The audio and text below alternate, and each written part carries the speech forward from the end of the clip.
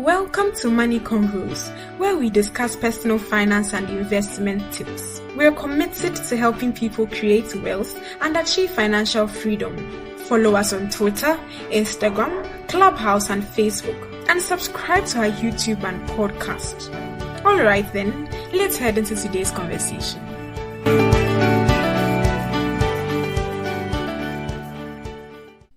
Dennis, how you doing? Hi, Anakin. I'm doing great. How are you? I'm good. Yeah. So we have another session on our hand. Yes. Great. I see Adam has just joined us. So for today's conversation, pardon me, I'm driving and it's raining and it's a lot. So my network may go on and off and my audio quality may not be so good. But how does my audio sound right now? It's good, really good, surprisingly good. Yeah, iPhone features. Tell Adam about it. Yeah, it's voice only. But anyway, we'll have to edit the starting point of this conversation when you add Adam. I didn't set it up. Okay. Big Adam, how are you? Okay, I do. Yourself? They okay. Are they like Adewale? Adewale. Yeah.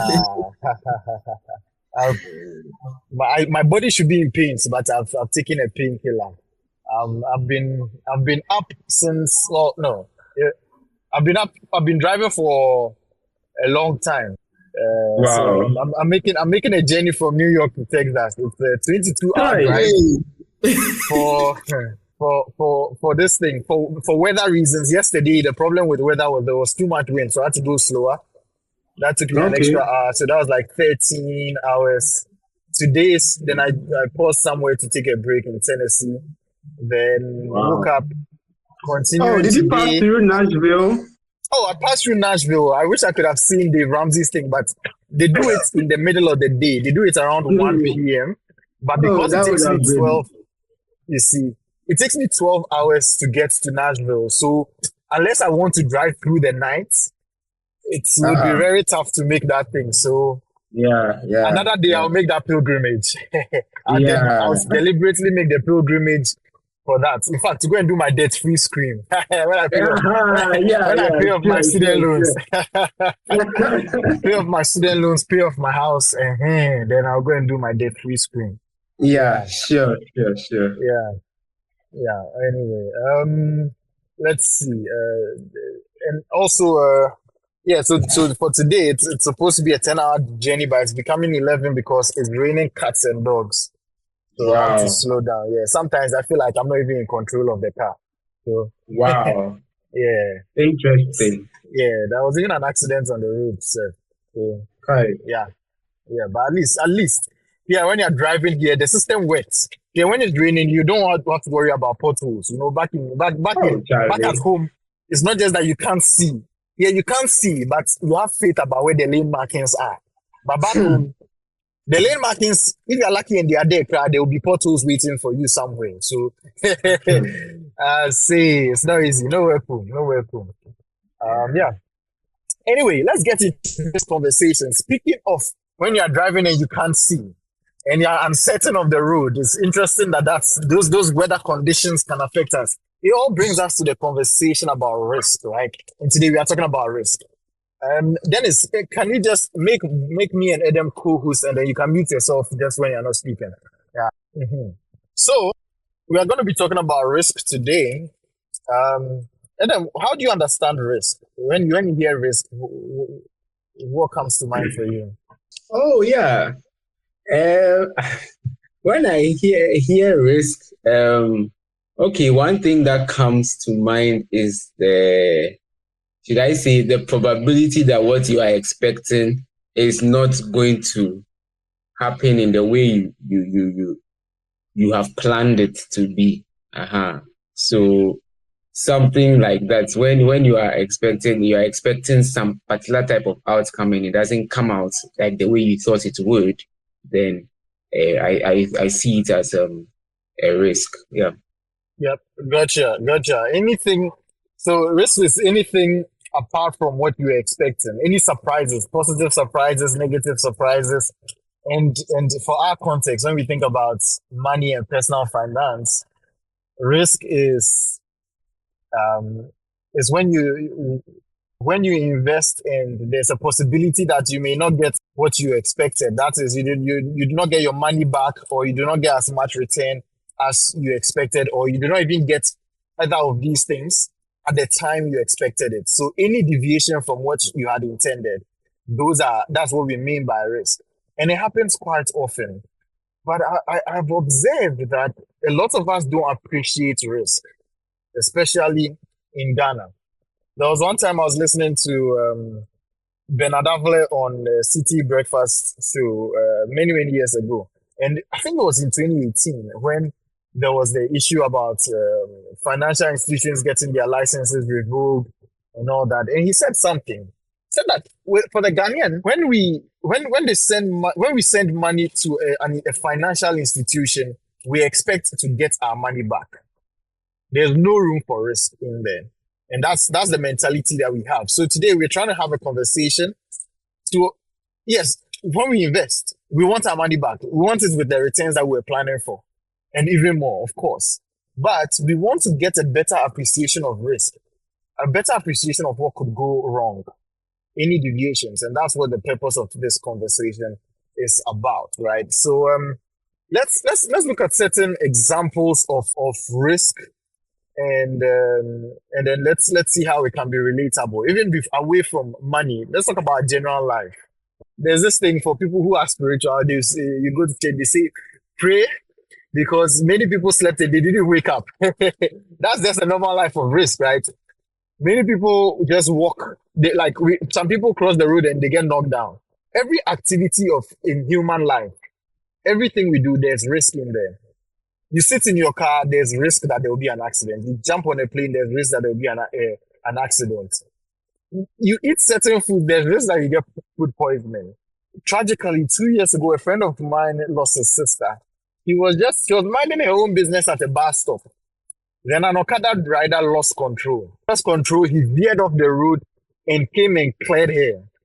That was the last of her. After a few breaths at Kolebu, she was out. Right? It happens.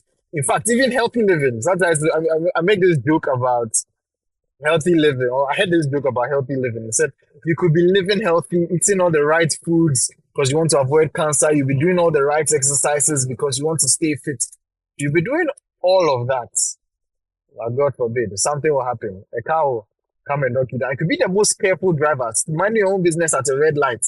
Then somebody will just lose control and come and hit you, and then something goes wrong, So risk events do happen, not just in terms of money, but in all aspects of life, So Adam, how about you? Have you had, what experiences can you give to our audience to remind us that risk is nothing strange? It is just normal part of human life. Yeah, Elikem, even being alive here in Ghana is a risk, right?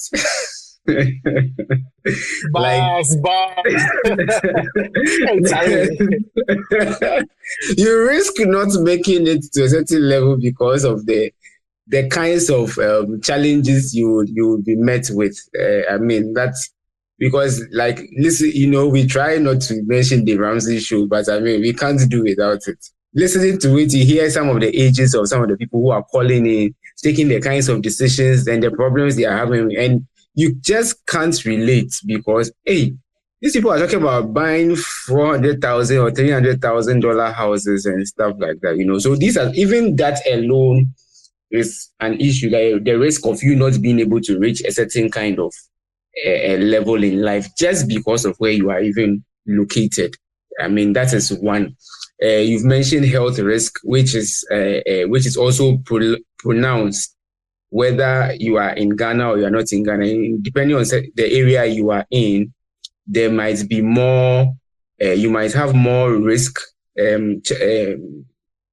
factors, like, for example, in certain demographics, you can have the propensity to, or the risk of having some of these diseases like hypertension, diabetes, and heart disease, and all of those. So those are health risks that are over there. And all kinds of things. You talked about even people being knocked down, which is also similar to what I was even thinking about when you're even crossing the road or even driving. You are driving right now, the risk of having an accident, the risk of some careless driver ramming into your car is there. It's an everyday thing.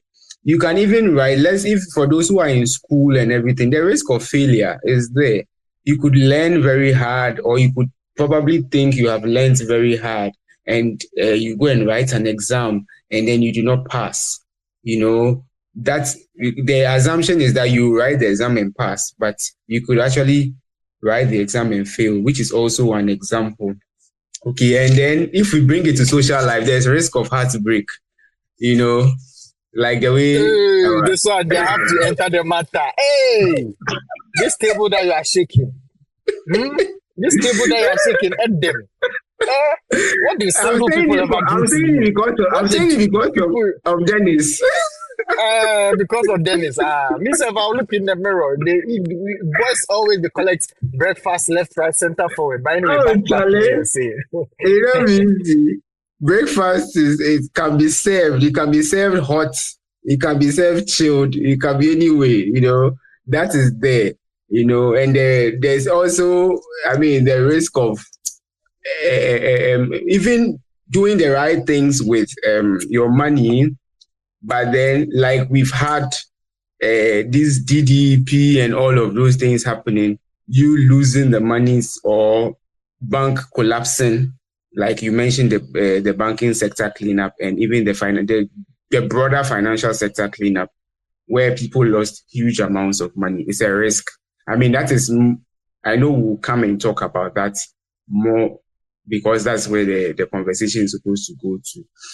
So there are all these things that are there. And there is also a risk of, even in apart from relationships, like in terms of maybe love relationship, but even relationship in terms of our family, there's even risk of friction between siblings and other family members. All those things can happen. The relationship might not go as smoothly. You can actually just fall out with each other as family members, and one side doesn't want to see the other side. All those things are kinds of, so there's a risk inherent in virtually, in fact, in everything that we do.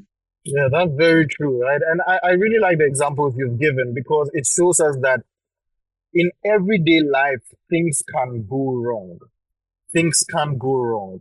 So to our audience, we want to get to this point where we appreciate that even in our money, you can do everything right and things can still go wrong.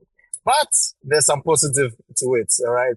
We will talk about different ways to manage of risk management. And there are actually 4 quadrants of risk management. We'll talk about that. But before we even go ahead, and just to foreshadow the kind of conversation we are going to have, I'll put Dennis on the spot. Dennis would list if some of the risks that we face with investing, and then we'll talk about managing those risks. And then we would also just look at general strategies for us to appreciate risks in our everyday lives, right? But before we move on, I'll invite Prince because Prince just joined us, and Prince whole work is all about risk. His whole work is all about risk, right? So, Prince, we earlier on spoke about how we each understand risk, but we want your perspective from someone in insurance. How do you understand risk? Well, good evening. Good evening, my boss. Yeah, please, how are you doing? Oh, we are managing. That's not as splendid as you are. Yeah. we here should be managing, but not early. Hey, Kali. All right. First world problems versus third world problems. I feel you. All right. So I think my work is basically about risk.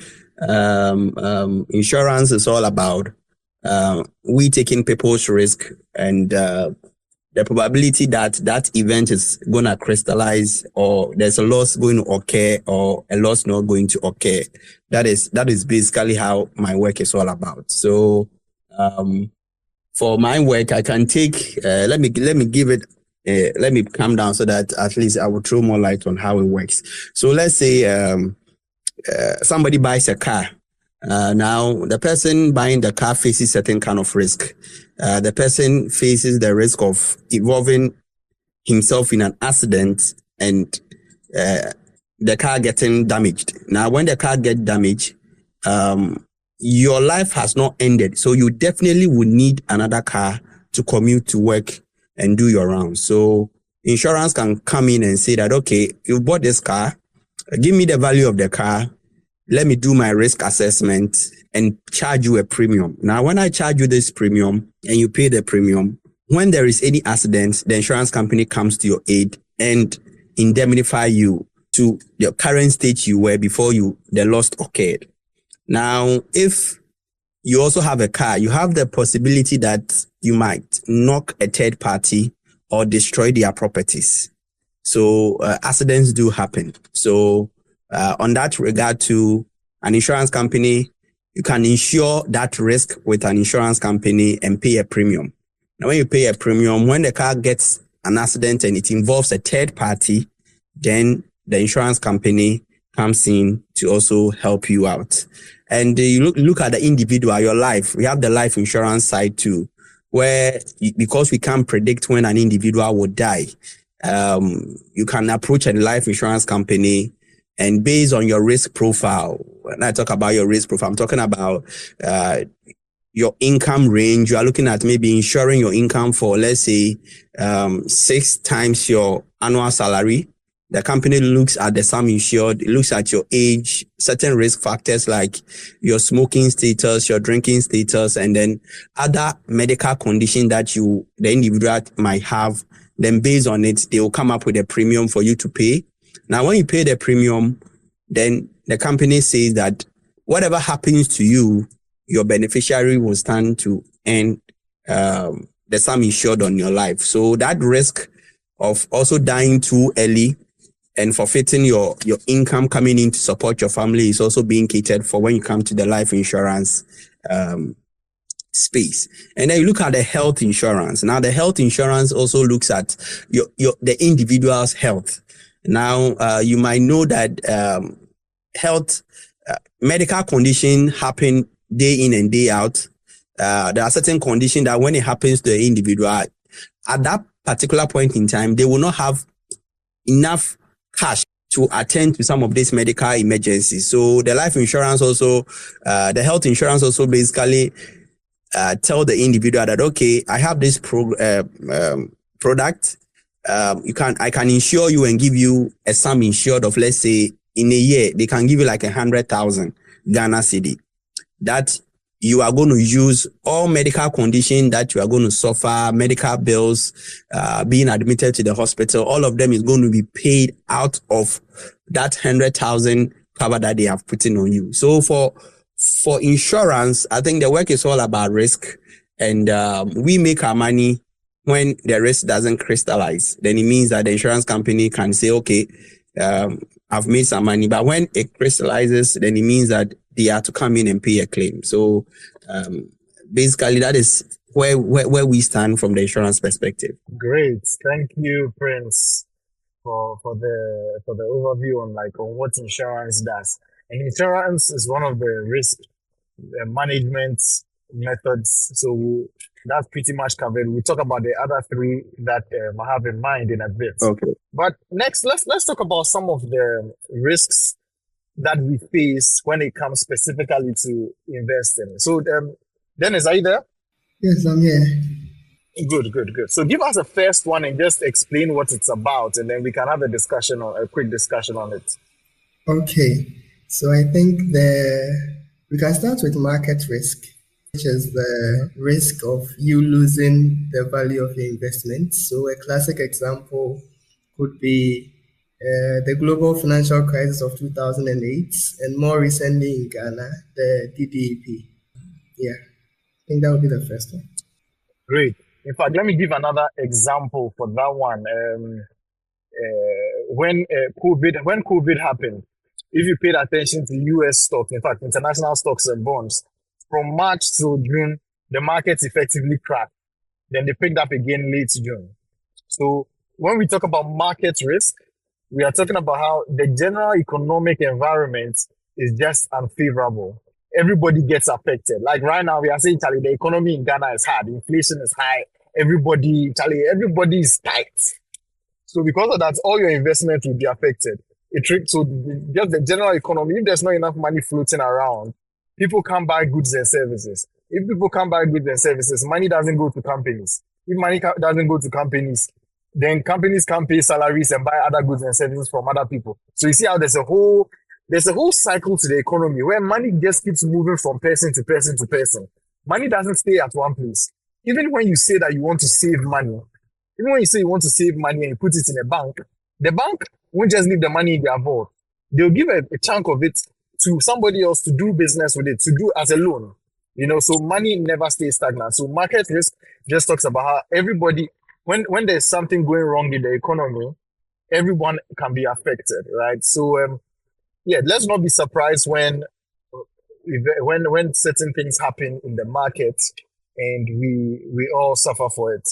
So to manage this kind of risk, what I would recommend is diversification. Now, diversification may not always work. For example, if it's something that's the whole of Ghana, you really can't run away, right? However, depending on the kind of economic conditions, there are certain industries. For example, let's say in the US, it's easier to pick this one out. Let me use Walmart. Walmart in the US, they sell a lot of groceries and those kind of things, right? So in down economies, are you telling me people won't buy diverse? They won't buy food. They won't buy. Worst thing that will happen is in down economies, when people don't have money, they'll just go to cheaper options. In positive economies too, people still buy those diapers. They still buy milk. They'll still buy groceries. So those are defensive businesses. All right. So when you are investing in a company or in a kind of business, you want a business that is resilient regardless of the kind of market you are in. Then on the other hand, the exact opposite of that is like businesses that are cyclical. Let's take those that are in energy companies, oil companies. For example, Talu, Goil, Total. If oil prices are up or down, in fact, these ones are even downstream. I think Talu would be a better example. Yes, Talu, because they lift crude from the ground. So if the oil prices are good, then they'll make more money. If oil prices are down, they won't make as much money.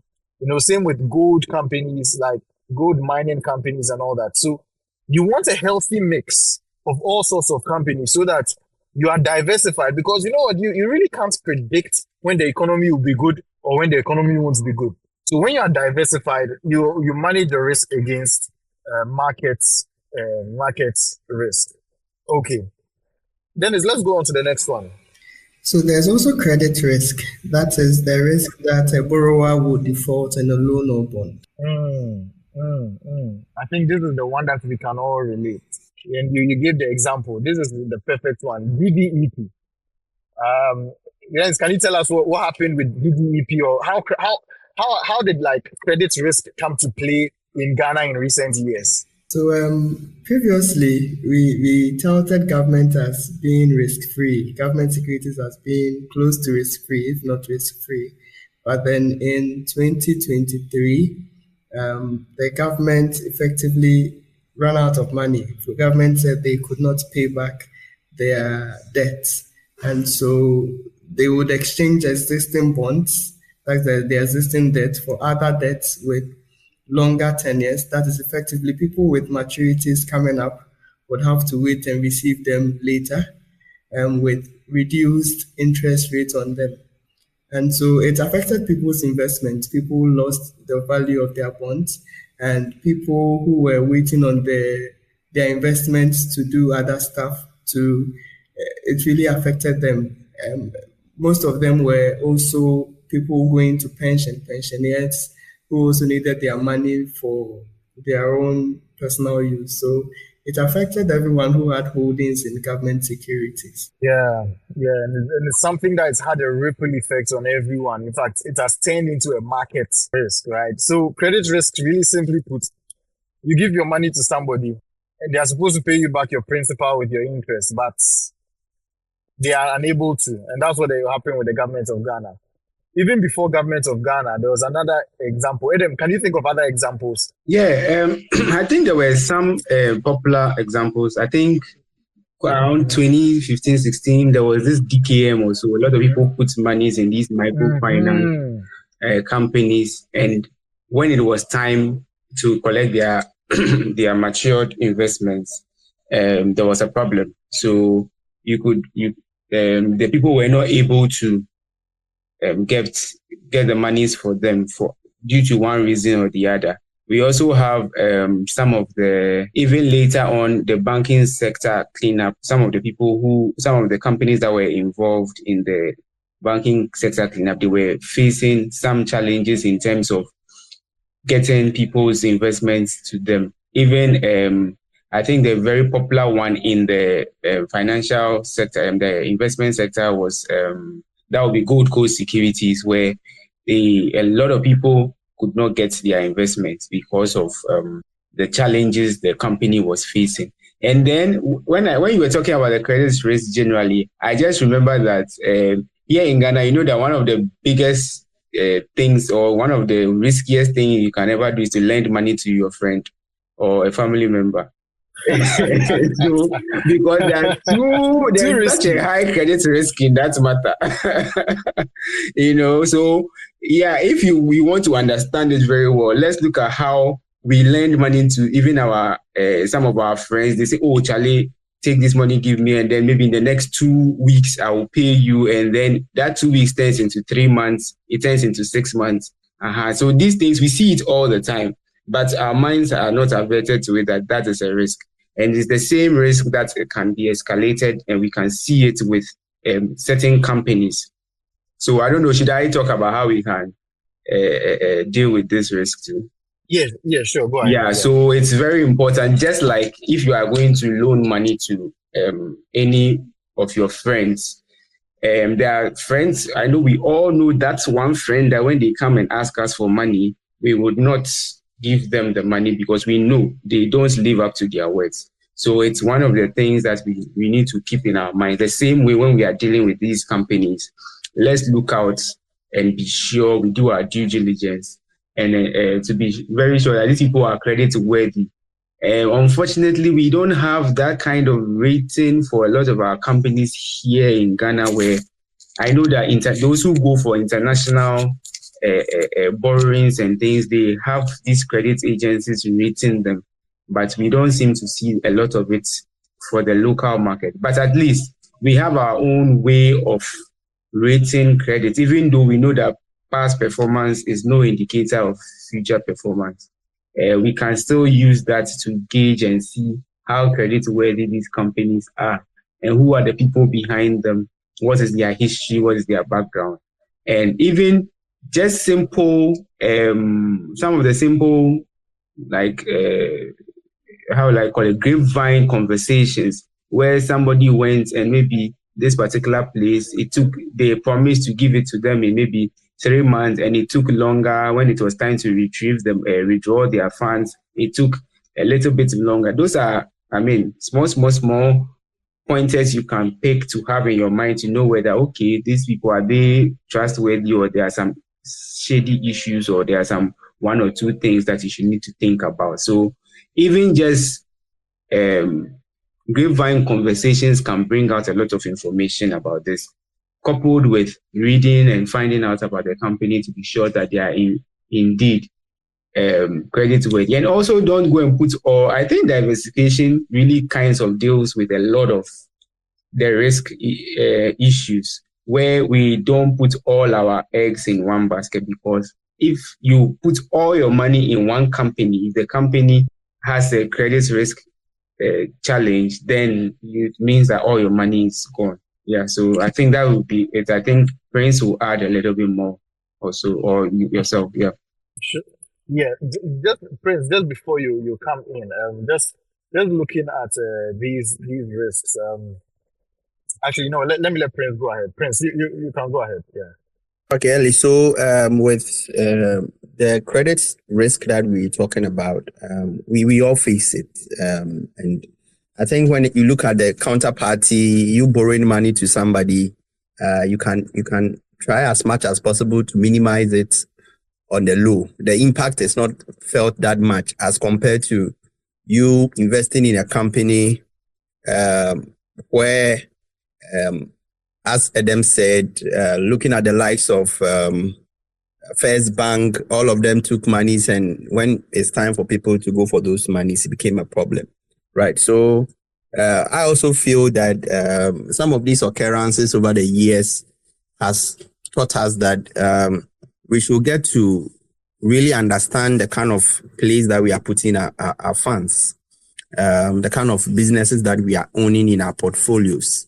We should not just be people who don't like to read. We should be able to read, get to understand these companies, get to understand their financial, look at the products and services that they offer, look at their competitive landscape. All these comes together to help you make informed decision as to whether you want to do business with them. And I think for young people who is growing up in these turbulent times, you cannot joke when it comes to some of these things, right?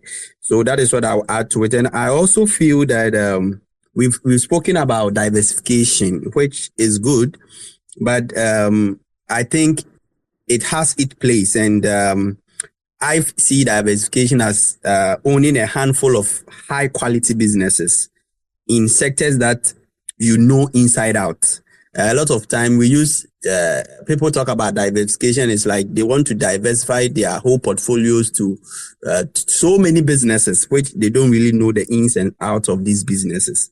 So I feel that it's just like you think like a businessman. You don't own about 100, companies. You just own a few of those businesses. So you also diversifying your portfolios. You should look at only a handful of industries that you really understand what the industry is about, and you just diversify your portfolio into it. Other than that, you can. I think last month we spoke about this MTN shares, and I think Elikem, you shared something about the diversification, not trying to. You said I shouldn't buy a certain threshold, right? Yeah. So inferring from that, when it comes to diversification, we should look at owning only a few high quality businesses and holding those kind of businesses for the long term. Yeah. Thanks. Yeah. So good points, Prince, and it leads on to what I was going to say earlier about diversification. Like Adam said, it solves a lot of problems. Prince is suggesting a way for diversification. My only push back with that way of doing selective diversification for picking out industries and then choosing specific companies within those industries is that it's not accessible to everyone. So to most of our audience, our current audience, if you are not high net worth, you wouldn't have a manager to do this kind of selection for you, because chances are even you already have your day job to be doing. ADB, I doubt ADB is not listening in today, but he always listens in later. But there's a conversation we're having over the weekend, and there's only so much you can do without financial knowledge to pick out the right companies, the right businesses. If you can do like Adam, when you went and you're doing your own thing, you're an engineer, you're a quantity surveyor, doing your own thing, and then you go and take a full-on course in finance to understand these things, then that's great. You have better capacity. But if you are just reading the news, doing a few things, they are going to be competing with people like me who've taken the CFA program. In fact, there will be charter holders, there will be funds that you'll be coming up against to pick stocks, right? Would you really be in the best position? Chances are no. In fact, even with people who are savvy and you don't have a certain amount of money, up until maybe in the US market, you say $1 million. When I was in wealth management, we cut it off at $500,000 for the Ghanaian market, right? In the absence of that, what can the average person do to diversify? It would not be a good idea to take your 1,000 cedis or 10,000 cedis, split it into 10 and go from bank to bank to bank, or from financial institution to the other.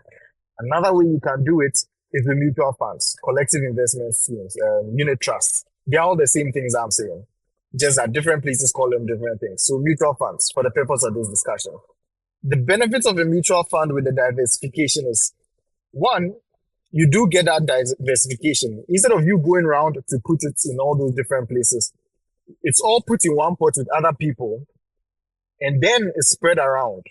Two, you get a professional to be taking a look at it.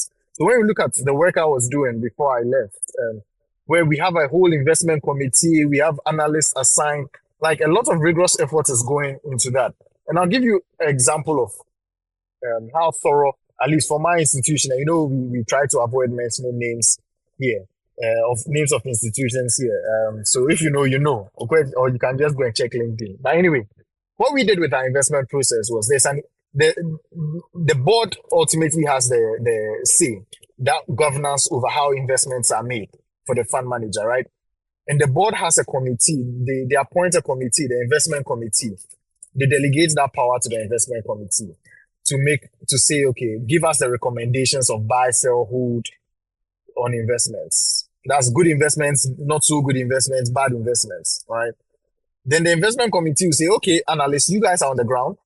You go and do the research and then come and justify to us, and then we'll vet it because, we are older, more experienced, blah, blah, blah. So we, the analysts, will go do all the research. We take each individual company, whether for equities, that's for shares, or for debt. And now for debts, that's where we are talking about credit quality. Then we would assess, okay, this company, they make this much revenue. They have these receivables. These are their expenses. In 1 month, 2 months, 3 months, would they still have enough money to pay off the bonds? If it's a whole bond, like we do a whole cash flow analysis for the next 5 years. Now, as I'm saying this, you as an individual, you should be checking, hey, Charlie, can I do all of this? You understand? I hope you are getting the picture. So we do all that work. And a few examples of how it panned out. There was a time when Beige Capital, Beige, was it Beige Capital, or I've forgotten the technical name, but Beige, you remember Beige? They were in the industry, I think, was it 2018 or 17?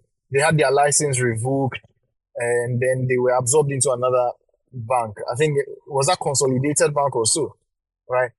What happened is people were looking for their money and they couldn't get it.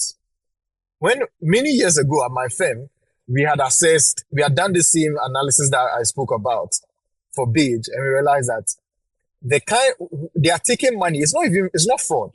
What they were doing wasn't fraud. And we'll talk about fraud risk and separate that from credit risk. But the way they were doing their business strategy did not make sense. They are taking short-term deposits to invest in real estate, which is long-term. That way, the money is locked up. They were doing resorts, they were doing real estate here, buying land, buying this. So we doing an analysis.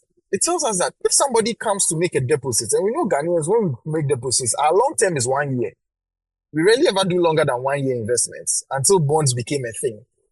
So if they put their money down for 1 year, and then Beige goes to invest the money in real estate, why would they even finish building the house or the hotel or the resort for them to start doing business and then running for the profits to be coming back? We are looking at a long term, 5-10 years. So in 1 year, when the person wants their money, what do? They are going to look for new depositors. No, that's not sustainable. Rather, the businesses that are doing long-term investments, like Ghana Home Loans back in the day, which is now, which was acquired by, is it First Republic Bank, I think, or Republic Bank? I think it's Republic Bank that acquired Ghana Home Loans. Pardon me if I'm wrong. Please correct me if I'm wrong, right? What they did with their bonds is they said, well, we are taking long-term capital. We are issuing a bond, it's 5 years. And then we are pegging 5, 8, 10 years. And we are targeting it to mortgages that have similar tenor. So now this model works. In, out, we match the same length. So I just give you a comparison for how we do our credit analysis. So if you're an individual, you may not have access to enough information to do this. So why not go to a mutual fund where they are doing all this analysis to help manage that risk for you. All right. So long story short, when Beige went down, it was no surprise that my firm had no money in there, because for many years, even though the returns were attractive, we were not putting it in there because we realized that it was like a house of cards that would eventually fall. It's different if you get surprised and you didn't see it coming from anywhere. Many people did not see government of Ghana defaulting coming anytime soon, right? But it happened. It's caught most of us by surprise. So if it's a surprise, manageable. But if you see it coming ahead of time and you are greedy, that's a whole different conversation. Anyway, yeah. So I hope we can appreciate the credit risk in there. In fact, Dennis, let's quickly talk about fraud risk, because in the Ghanaian market there have been certain events that are not credit risk but more of fraud risk. So can you tell us about fraud risk? So fraud, it's the risk of you being cheated of your money. So we've had many instances in our market where I think the most popular one would be what's the gold one? Pardon me, I've forgotten. So now one. Men's gold. Yes, men's gold. Thank you. So bring your money. I'm promising you exceptional returns. You make so much money. I'm selling gold, so you have no problem. But there's a clear indication of fraud in there. But because of sometimes greediness or sometimes illiteracy, you give them your money and then boom, your money is gone. So that's a classic example of fraud risk. Yeah, that's clearly fraud. They didn't give you the money back, right? But it's not because their business didn't go well. No, it's because it was a fraud right from the start. Adam and Prince, can we think of any other relatable places? I know there was Pyram, that was a pyramid scheme. Are there any other examples of frauds? I think that there was also this Dig for Wealth. Dig for Wealth. I think they had their offices at East Legon. I did some Charlie. Those times Charlie man won fast. So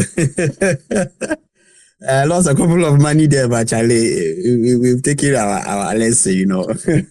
Adam, how about you? Any more you remember? I don't know whether it's similar to something. There was something for wealth also that I remember, but this is Legon place. There are a lot of things there because I think the office was also around East. I don't really remember, but I know I paid in some money into some market. This is very early, probably like 2014, 13 there or something. Charlie, man has been through a lot.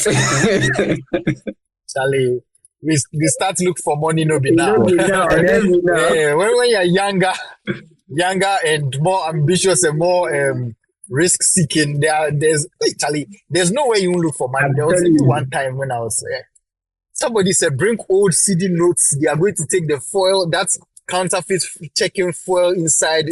There's some rare metals. Charlie, yeah, we've done things before. But yeah, I think there was... Ellie, there was this one too. Obo Fans. Yes, Obo Fans. That one too was a fraud.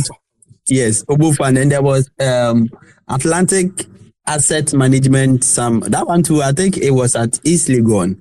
I got introduced to it by a friend. And we made some money. Oh, at first it was coming every Friday. You could see some. I think it was you buy the coins and it was being converted into euros. So every Friday they pay, and the more you bring people, the more you make money. So every Friday, Charlie they will pay, and then Charlie man go buy some pizza. So we chopped the pizza like 3 times. Then the next one we log into our account. The thing was not opening. We called them. We went there and they said that a long story. Then this thing has crashed, blinded in the Charlie. We just forgot about it. Oh, Charlie, you chop your money in pizza.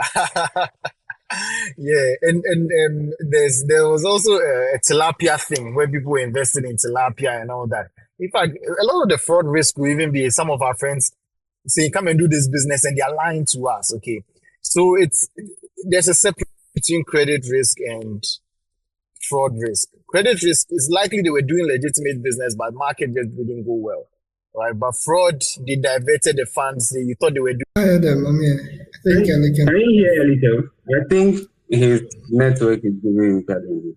Okay, I think we should carry on. Yeah. So what is the next one? Risk would be liquidity risk. That is the risk of not being able to sell your investment quickly without a significant price reduction. And I think this one is very prevalent in our markets. Sometimes because the market is not very, very liquid, it's hard to sell your stuff unless you decrease the price. You know, it's hard. Yeah. So I think people can mitigate their risk by diversifying your portfolio, as we said earlier, by holding a mix of both liquid and illiquid assets. and making sure you have enough cash on you to meet your short-term needs.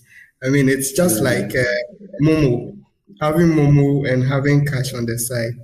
It's good to have Momo, and it's good to have a little cash. You never know when something may go. So I think that's a way we can manage that risk. I don't know if you have any other thoughts. Yeah, I think with the liquidity risk is something, and if you look, that was the cause of most of the, how do they call it, the financial institutions, their problem. Like a lot of them had some assets, but these assets were illiquid. So when people, and I think an example is how Pelican was explaining the big situation where they are putting in money into real estate and some other kinds of things, whereas it is short-term funds. So you've committed the money into these projects. It's an asset on your books. Your books look very good. But then when now people are coming to demand for their cash, you don't have it because unfortunately it is not yet at the point where it is generating cash or bringing enough cash flow for you to be able to service your customers. So you have a lot of these companies that face this liquidity risk, and even big banks and what have you face similar challenges. So when it happens that way, people are unable to, they are unable to meet the demands of their customers, and then they find themselves in a problem. And even if you bring it to the individual, if you are an investor, you are a person, you've saved enough money. We see that a lot here in our part of the world because what people understand is real estate or building. So you see someone and they've committed almost all their investments into one house or maybe one or two houses, and now they get to a point where they need money, but they are not able to get that money because all of it is locked up in the house. I know listening to the Ramsey show, there's something they call when they say you have too much house. When that is your house is way bigger than what you can afford or something. But here in Ghana, we find people building very huge houses, committing a lot of their investment in that one or two or three houses. Now, when they need money, just interestingly enough, today, I was speaking to one of my clients. He was talking about Charlie, how he needs money to do certain things and everything.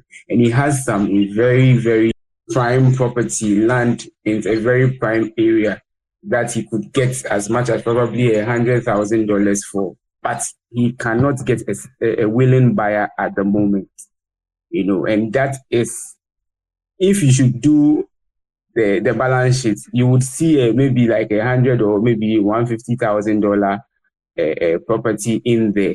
But then now, if he needs money, he can't get the money because he cannot convert that thing easily into cash. And so this is a typical example of a liquidity risk that we talk about. Yeah.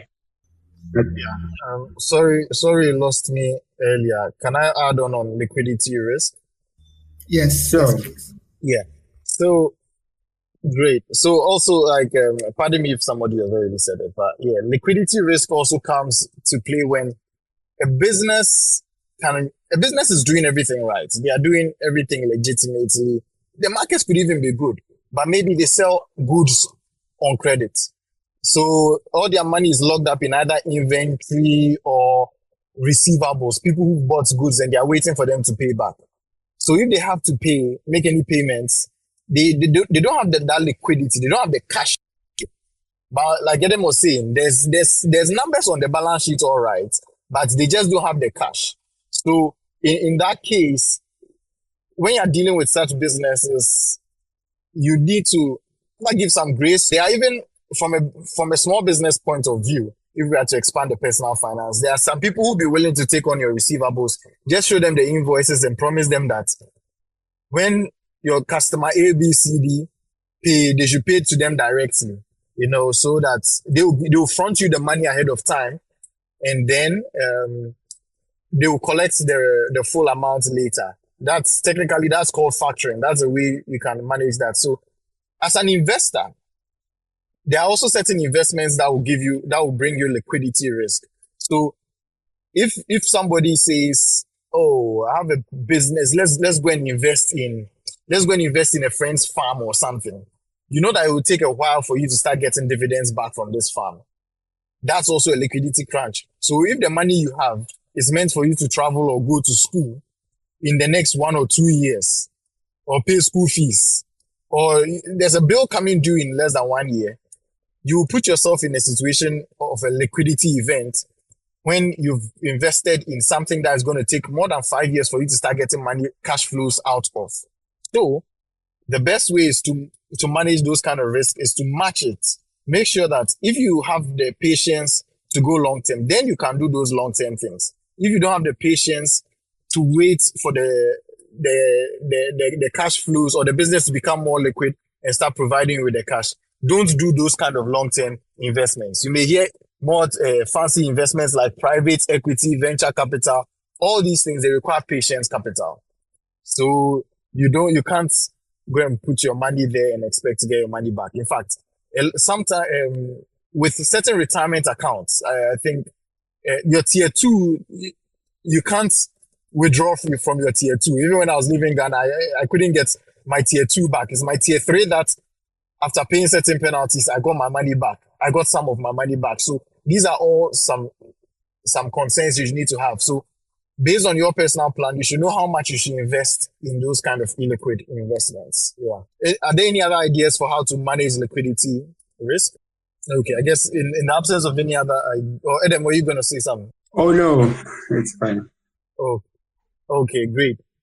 Dennis, how about you give us a couple more and then we can start wrapping up. Okay, so we have inflation risk. That is the risk that inflation will erode the purchasing power of your money. Adam, you want to take this one? I love the bit because this one we understand it very much in Ghana. We so understand inflation risk because I don't quite recall how often we've had inflation rates that are below 10% and all of that. We are always battling double-digit inflation. So your purchasing power is, we all know that inflation is basically just the rate at which, the inflationary rate is the rate at which prices are increasing. So meaning that if you have 100 cedis today, and let's say inflation is, let's say 10%, okay, that means that over a year's time, you would lose 10% of that, your 100 cedis in terms of purchasing power. So what that 100 cedis could buy, you would now require, like, let's say 110 to be able to purchase that. I mean, I'm just using simple figures to be able to understand. So whenever we are investing, we have to have that at the back of our mind, because there are times where you can put your money into something and by the time you get the returns out of it, the value of your investment in real terms, when we talk about in real terms, when we deduct for inflation, might even be negative, because inflation might have, especially from that 2022 into 2023, where we had that hyperinflation, there were periods where honestly you were actually losing money even when you invested in certain things, because the inflationary rate was way up there. I think at a point it was about 54% or so. And I don't think there was any investment return that gave anything even close to, let's say, 30%. So you would not have been able to make up for the inflation, meaning that your money is losing value as you go. So it's something that you should think about as we are investing, because and it's actually one of the reasons why we tell people to invest, because if you keep the money under your bed, by the next day, obviously, the value is going down, because they say a CD today is worth more than a CD tomorrow. So in terms of mitigation measures, I think a good old way of investing in things like, let's say, we've recommended mutual funds and stocks and other things. Each time we are doing that, we have to be mindful of the returns, making sure that they pair well with inflation, so that you are able to at least be compensated for the inflation rate. Because if, let's say, inflation is, let's say, at the moment it's about 20 something percent, then if you are investing, maybe you are getting like 25%, you are at least not losing the value of your investment. It is at least keeping pace with inflation. But we know that over the past 1 or 2 years, times have not been very normal. So it might be okay to just take like some cuts based on that, because if you go chasing serious returns and in these circumstances that we are in, you might rather now go and open up other risks such as liquidity risk and other credit risk, because what exactly are they going to be investing in which can compensate you much more than the inflationary rate at the moment? So that is what I would say that we should keep our minds on, even as especially we are dealing with, I think the word was what, a black swan event. So we are in a situation where we are dealing with uncharted territory. So some of the conventional wisdom we might have to tailor it a little bit, because if you go chasing returns that will take over the inflationary risk, you might open up other risks too. Yeah. Those are really good points, Eden. And I like how you ended it, because I was even going to suggest something, which is not necessarily the perfect solution, but along the lines of what you're saying, things that we should think about in these times. Black swan events. Usually, when we talk about managing the inflation risk, it's usually embedded in the investments that we do already, because whenever the government is coming up with the treasury bill rates, how people go to market, interest rates automatically include inflation in there. So the build up for interest rates for most securities is one, inflation. That's the first thing, because if you don't touch the money, if you don't do anything with the money, it's losing value just because of time. Okay. So inflation is the very first thing. The second thing is when we now start talking about credit risk, and with credit risk, then we start building up from the government. The government is deemed to have the lowest credit risk until Ghana decided, government of Ghana did what it did. Side eyes. But anyway, in the normal markets, in normal times, right? Then any other private companies or even quasi-government companies, then you add on more levels to their risk. So you would increase the interest rates higher and higher, depending on how much more risky the business that is under consideration comes to play. So for example, if a T-bill is doing 20%, then a bank fixed deposit could be doing 22%. And then maybe a microfinance, maybe 25%. Then your friend who wants to borrow for you to do their own personal business, that one maybe 30, 40, 90%. You get the idea based on how much more risky it gets. And even the longer you take, the longer you're holding on to somebody's money, the higher the interest rate would be. So inflation really is fixed. It's already included in those rates.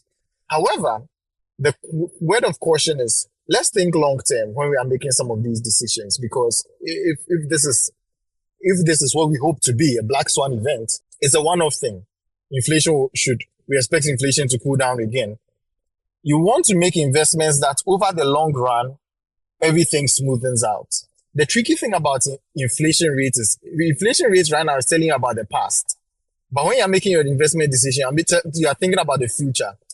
So if, let's say, as of now, I don't know what the inflation rates right now is, then what's the current inflation rate? So Sarah will be looking at you beside that.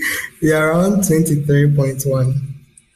Wow, that's coming from 50 something. That's great. I'm actually happy. So did you say 27 or 23? 23.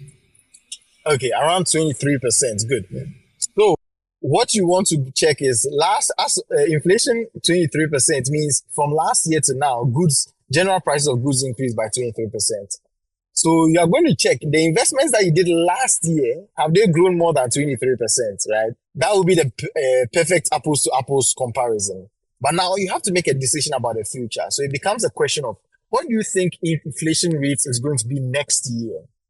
And so if you think inflation for next year is going to be 20%, you think, it's going to come down a little, slow down. So 20%, then you'll be targeting investments that do better than 20%. So I'm curious, then it's most recent Government of Ghana treasury bills. What was the interest rate on them?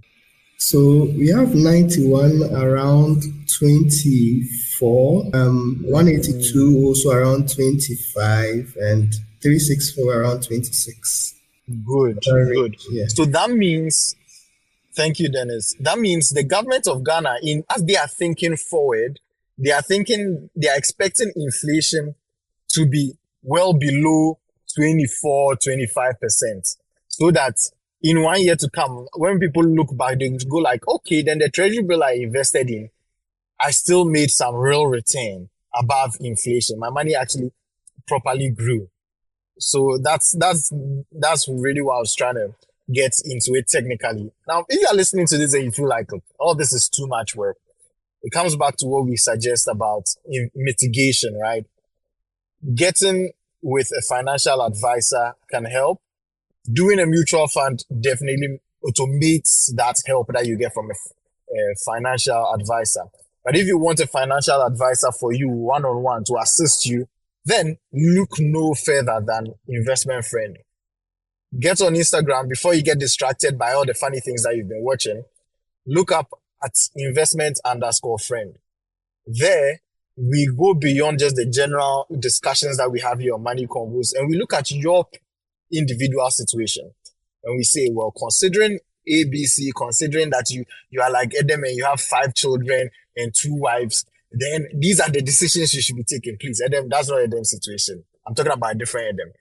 You understand? So if knowing your situation, something can be recommended for you rather than just a generic piece of advice. The answer for investments usually is it depends. So come and let's figure out what it depends on.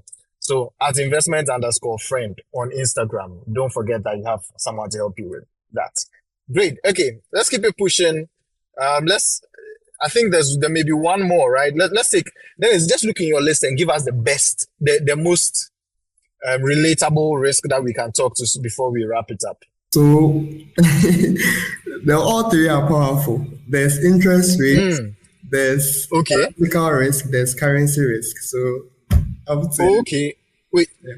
Okay, you know what? I can lump it all together. Repeat them again. Can you just repeat them? So there's interest rate risk, political or regulatory risk, and currency risk. Okay, great. All right. So and let me just give Mimi a heads up. I've seen Mimi has joined us up here. It's been a while since we heard Mimi's voice on Money Convos. So Mimi, nice to have you. Hi, Mimi. Mimi, I'm actually let me give you a question to think about. You know, you are in the pension space. Prince spoke about risk from the insurance perspective. So just to foreshadow, I'll turn to you. You could talk about risk when it comes to people's long-term planning, the kind of risk that people face when they think about retirement and how we can mitigate that. So I'll be coming back to you in a second. All right. So Mimi, is that question okay for you? Feel like we CFE course.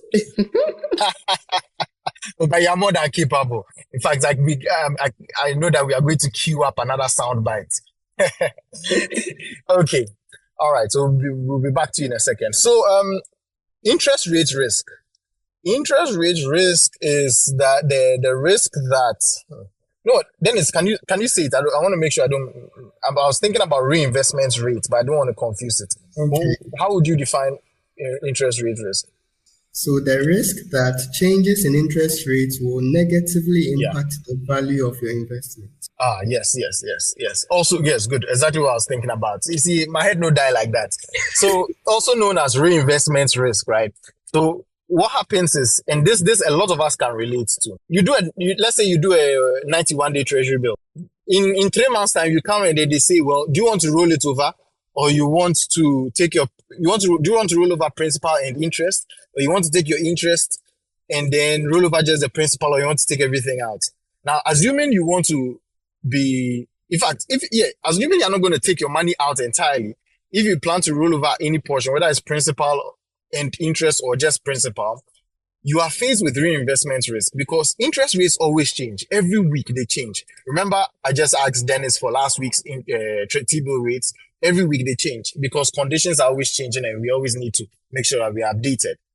So you don't know what interest rates will be in 3 months' time. You don't know what it will be in 6 months' time. So that's a risk always. The best thing we would recommend for you is have a financial plan. Again, go to Investment Friends to help you do that. That way you can look at a big picture, long-term view. And then if you know this money is for 5 years, then lock in a comfortable rate for maybe a 5-year bond or 2-year bond, and then you look at it again. But you work with somebody to figure out what is the best way to keep your money at based on interest rates forecast. For example, right now, we are in a situation where we think, okay, things are bad right now, but we may get out of a bad situation and interest rates should fall. When you look in the US, everybody's waiting for interest rates to fall. So because lower interest rates regime means business will do better. People can borrow more. So you can be planning. If you know interest rates are going to fall, then you lock a long-term bond, a 5-year, 10-year bond at their currently high interest rates. Rather than you do 1 year, 1 year, 1 year, because 1 year, 1 year, 1 year, as interest rates are falling, the returns on your investment will be lower every year, lower and lower and lower. If you think interest rates are going to go up, then you do short term so that when you reinvest, you can reinvest at a new higher interest rates.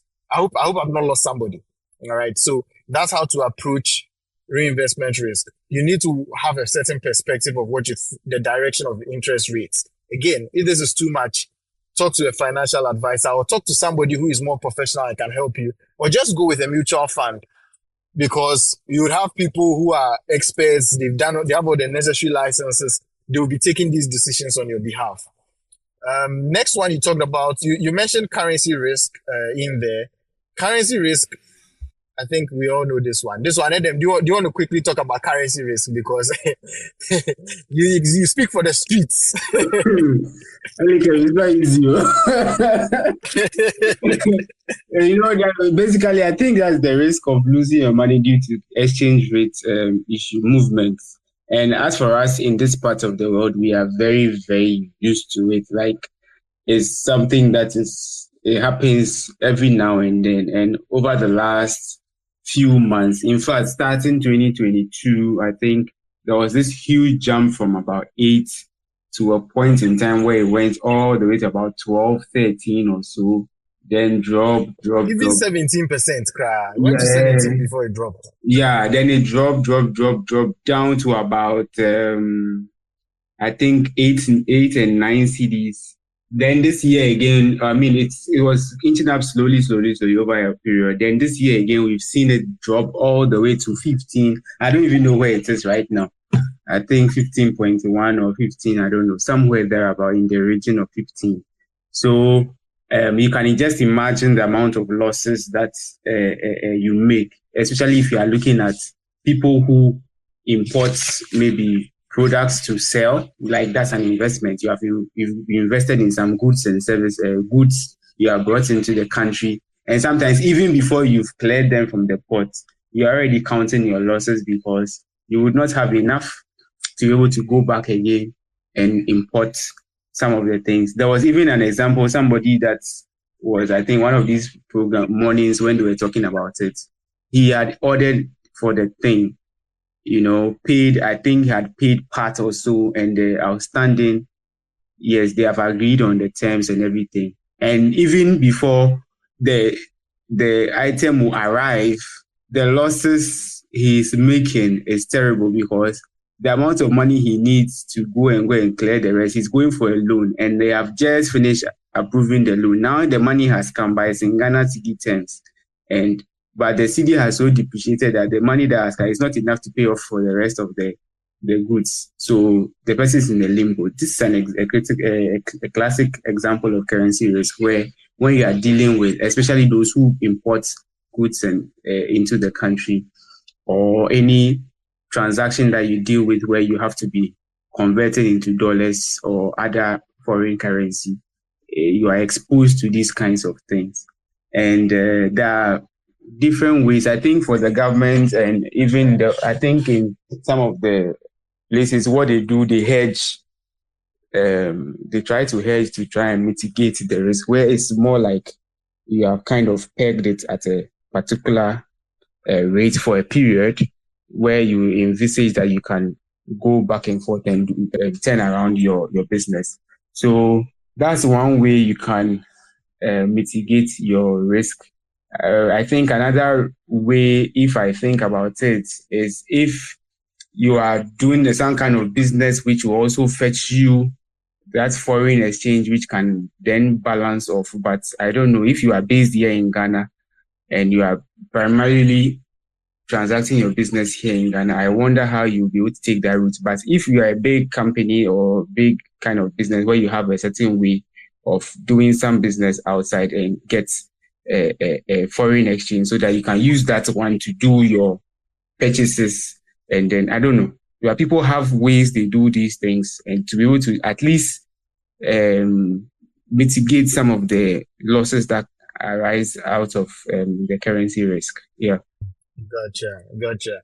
And I think another way is this one.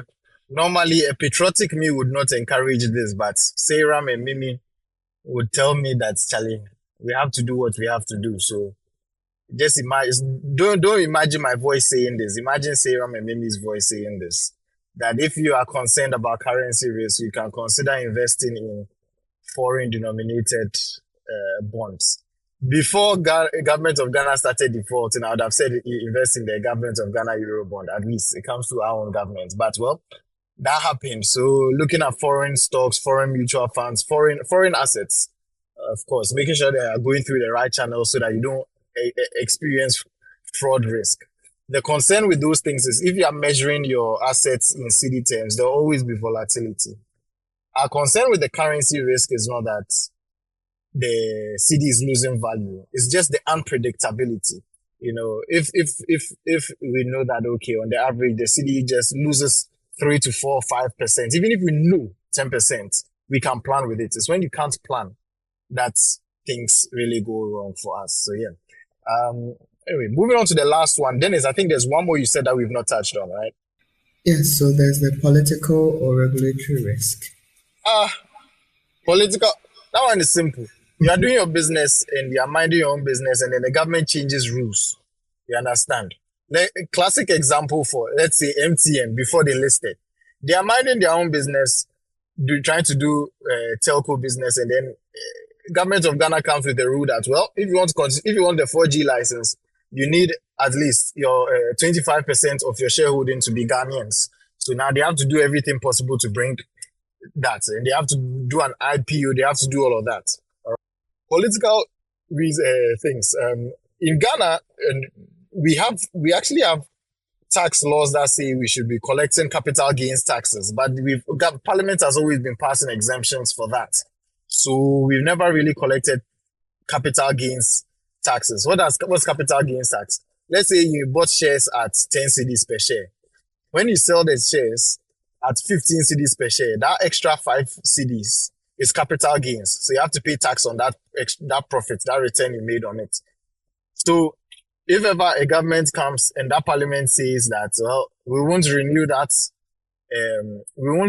exemption for capital gains, that's a risk to you. The money that you'll be earning from investing in stocks will go down. You know, so these are just changes in government decisions. They all affect our investment. So we need to look out for that. So who is in power matters sometimes, you know. So yeah, I see. I'll bring Mimi back on so that we can hear from her on the retirement side of things. Oh, to manage political risk, sometimes there's not much you can do. You can choose the kind of industries that you go into to make sure that they are not adversely affected.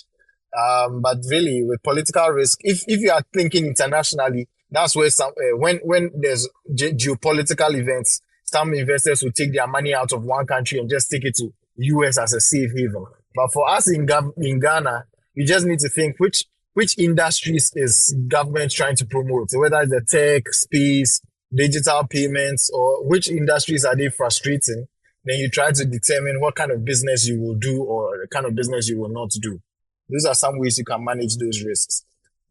Before Mimi comes in, I just want to quick, actually, no, I'll wait. I'll do this after Mimi.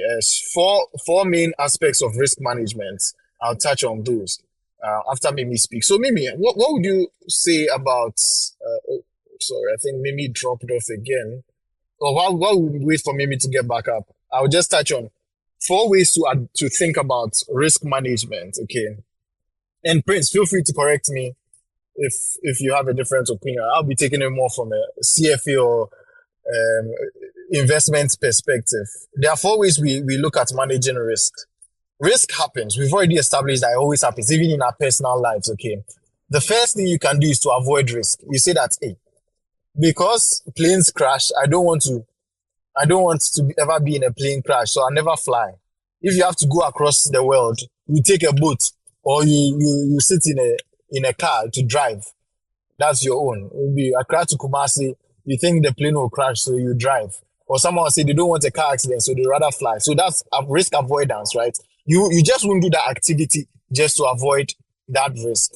Another is, I think the right term is risk reduction. You reduce how often you do that activity.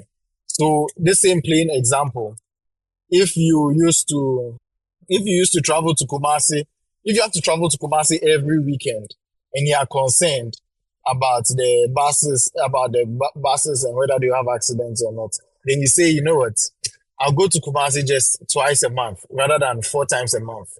That's reducing your activity. You're not avoiding it entirely. You are reducing your activity. And that reduces the likelihood that the thing would happen. Then there is insurance, where you say, you know what, I'm going to have to do this activity anyway. So what can I do to manage my risk? You say, Charlie, the Benz there you want to buy, but if it crashes, you want to make sure that somebody will pay for the Benz.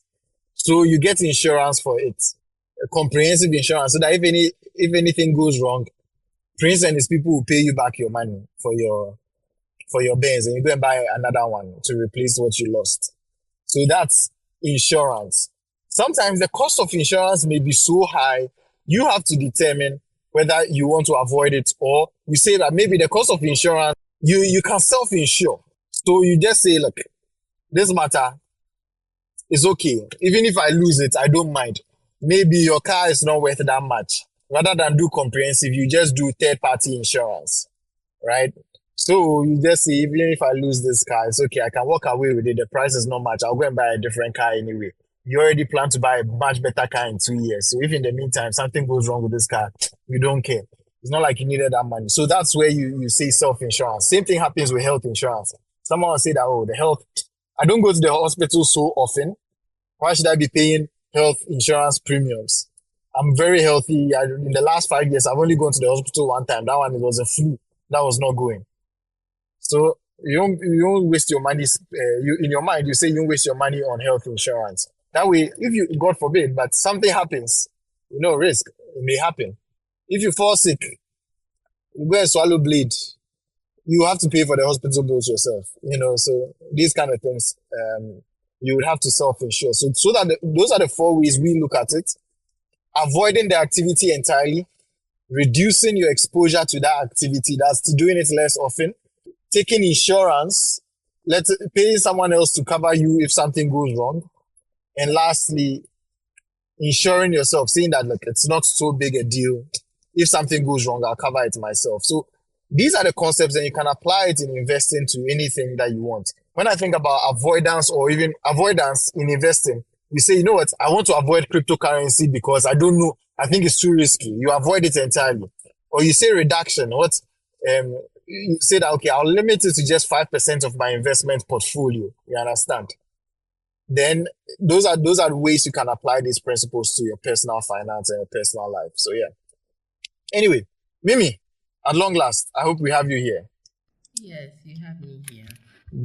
Wonderful. So Mimi, what can you tell us about risk in terms of when people are thinking about retirement or life after retirement and how they can manage that? So just to come to mind at this particular moment, longevity risk, the risk of living longer than you've actually planned to live.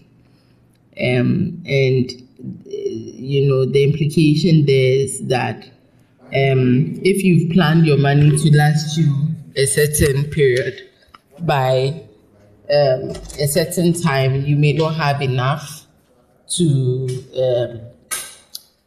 meet your retirement expenses. So let's say if you plan to live, you did your calculation, you have investments, you did your calculation, everything, you were expecting that by by 90 you should be gone, and by 100 you are still alive. That's longevity risk, right? And then I feel like all the other risks still play a part, but I would highlight more on inflation risk. So you've taken all the lessons, you've implemented whatever tips that we shared on this platform, tier 1, tier 2, tier 3. You are doing your own thing. Retirement comes and inflation makes nonsense of all the work that you have done. That is also another challenge. I don't know if there's anything called health risk, but I think that is also another challenge. You may have done everything you can do to make sure that you at retirement you are comfortable, and one disease or one ailment may just mess you up and can even potentially clear every work that you've done, putting you in an uncomfortable position. So these are some of the things that come to mind. Low pension. Okay, is low pensions a risk?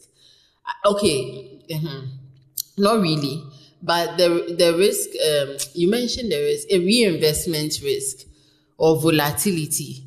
I think it's another challenge, because when you are doing your pension planning, you may use an average interest rate of, let's say, whatever percent. Now, if the market returns, the returns you receive as time goes by is way lower, that means that you are not going to make as much as you had projected. And that can also affect your lifestyle, the lifestyle you plan to live when you retire. And that is outside your control. Also, if you are in employment and your employer is paying and everything, and you lose your job, that can also affect. I think when it comes to retirement, there are so many ways of looking at it. We can look at your typical financial risks. There are also other risks that come to play. So anything that stands in the way of you being able to achieve your retirement goals or meet your retirement income goals throughout your retirement, from the time you retire to the time you drop, is a risk. Thank you, Mimi. Yeah, I especially like the longevity risk, and I think it's even right when you start retirement. Some people, they don't plan for retirement, so that in itself right there is longevity risk. Like you've gone past the time when you are making money, and yet you are still alive, and you don't have a plan for how you have money coming into your coffers. So that's something that people need to prepare for, and just get into the practice of taking advantage of the tier 1, 2, 3. I said the 3 tiers, tier 1, 2, and 3. And then if you can do any personal pensions extra after tax, do them if you can afford it, right? To prepare for your pension. I say that our 3-tier system is one way that even if the government hasn't done anything for you, this is one thing that they've done for you to make you pay less taxes. So that would help. All right, great. Thank you, Mimi, for that. So to wrap it up, I have one proposition that I would want to use to summarize, but I first want to hear everyone else. Do we have any thoughts to people who are thinking about risk and how people have a certain perspective about investment risk, especially, any concluding thoughts for people who are wondering about risks? Let's start with Adam, then we go to Prince, and then of course Dennis. Yeah. So Elikem, when we are dealing with these investment decisions and all that, let's not think that everything will go well, that everything will be equal. I know that in economics, you normally say all things being equal, but we should always factor in these risk events, and so that we can be on the safer side and be ready. It is always better when you are aware and you are prepared and these events happen. Then you are much more, you can much more easily handle it than when you haven't prepared for them, because there are some of the things you cannot really do without them. They would definitely or might occur. So one thing you can do is to ensure that these things you prepare for them in advance, and when they happen, these events happen, then you can be able to handle it better than if you hadn't prepared for it. Yeah. Great. So preparation is key. Appreciating the risk so that you can prepare for it. Great. Prince, how about you? Any closing thoughts? Okay, Ali. So for me, I would say that risk is part of the human race. Everything that we do, there is some form of risk that we are exposed to. Immediately we wake up in the morning, brushing your teeth is a risk. It's either you can hurt yourself with your brush or something else can happen. So it's part of the human race. So we need to embrace it, and we need to look at the risk technique that we can use to control the various risks that each and every individual finds himself experiencing. And we should look at periodically, we should review these risk management strategies and see that if we can identify new and emerging risks that we can apply those strategies to, and then make sure that we do a periodic assessment of our risk and the kind of treatment we are given to it to see whether they still are relevant in the times that we find ourselves. Thank you. That's great. Thank you for that, Prince. For me, my final words. Oh wait, let's see. Mimi, are you around? Let's hear Mimi's final. Yeah. Sorry, my phone went Mhm. off. Oh, too much. There's too much pressure. You have given your phone too much pressure. Too many big calls. Amen. Anyway. So any concluding thoughts on risk?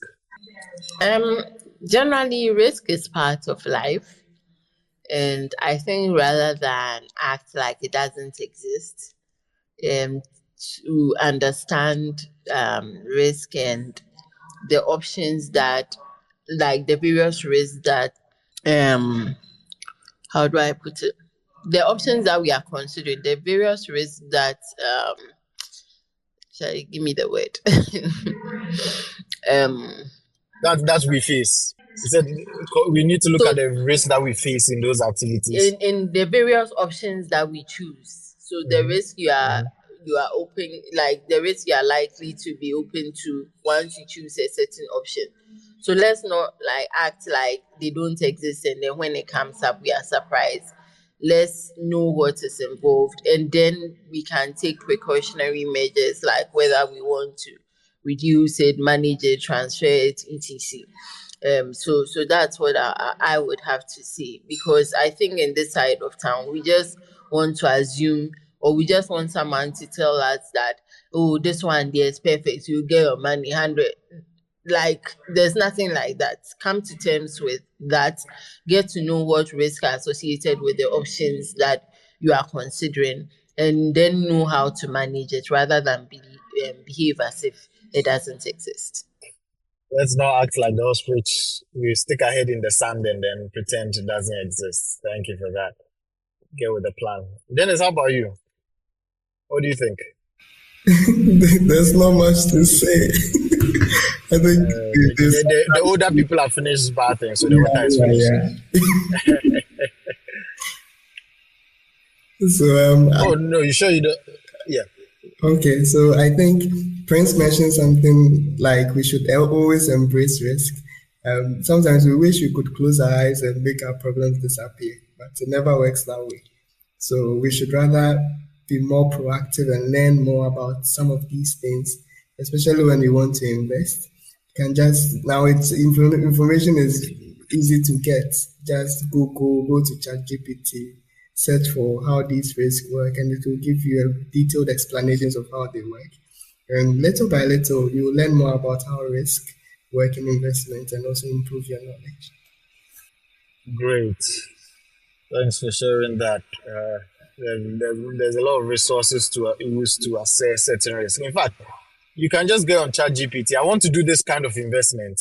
Give me all the risks, or give me 20 risks that I could face and how to mitigate it. Boom. It will give you all the answers, And I'm going to a financial professional to ask about investments, what questions should I ask to make sure that I appreciate the risk? We'll give you all the questions you should ask, So as you prepare to have a conversation with investment friend on Instagram, you can get on ChatGPT and find out the questions you should ask, and it will help you prepare for that conversation. So just don't forget to go there and follow and share. All right. For me, I want to make a case for people to have patience with financial institutions, because there's a sense that once Ghanaians especially give money to a financial institution, we expect all our money back and nothing should go wrong. Yes, that's true. Those are expectations. That's what we would like. But the reality is, as with all activities everywhere else, things can go wrong. Sometimes people say, oh, I should go and put my money in the bank and then I won't get my money back, or some stress. And so they rather do business with it, they rather do real estate. That's all good. Like for my entrepreneur friends, I worked with an entrepreneur friend through something recently. Like, you say that, yes, certain investments, you may lose your money, but first off, in all fairness, the places you invested your money, Men's Gold, for example, that was fraud. Fine, Gold Coast, that was just, business just went bad. Okay, so let's appreciate the risk. But you also need to understand that in your normal business, you go and buy goods, you come back, you are selling the goods, and then the exchange rate has changed, or the prices to raise stock have gone up. But will you say that, well, because that risk event happened, I'm going to shut down the business? No. You find ways to manage that risk, so you don't have to avoid it. And also, if all your eggs are in one basket of just your business, that business is how you make income, that's how you feed your family, that's your safety net, that's everything. No. You want to have an emergency fund to protect you from the risk of any emergency that happen, anything going wrong. So as an entrepreneur, you should also be thinking about your personal risk. Yes, build your business, reinvest your money as much as possible, but also be setting some money aside towards retirement. You can do SNIT, you can do tier 2, you can do tier 3. As an entrepreneur, you are your own employee as well as the business owner. So you can make all these investments so that when retirement comes, you can have some money, or if you have an emergency, you have something there. Health insurance, of course, as an entrepreneur, you can also do health insurance, right? So you should appreciate risk just the way you accept risk in your normal business. Think about risk in other aspects of your personal life and manage those risks for you. And have some grace with financial institutions when you deal with them. Just understand the risks and manage them. Choose wisely with whoever you invest with. So yeah, that's it from us for today, talking about risks. We went a bit longer, but you can see clearly we are all passionate about risk and how people should appreciate risk so that we know how to interact in our general lives. We'll be having a conversation about taxation very soon, sometime in July. So stay tuned. Next week, we'll come to you again, same time, 6:30 p.m. GMT. I just drove backward in time, one time zone. So timing for me will be different, but it's for you in Ghana, it's always going to be 6:30 p.m. GMT. And so do tune in same time next week. We're going to have another lively conversation. Until then, go follow us on Twitter or X, Facebook, Instagram. Get on YouTube and wherever you listen to your podcast to repeat this conversation. It will be coming to a podcast near you on YouTube very soon. So do spread the word so that everyone else will know about it and we'll all become financially independent. Thank you for spending the time. Catch you again same time next week. Bye.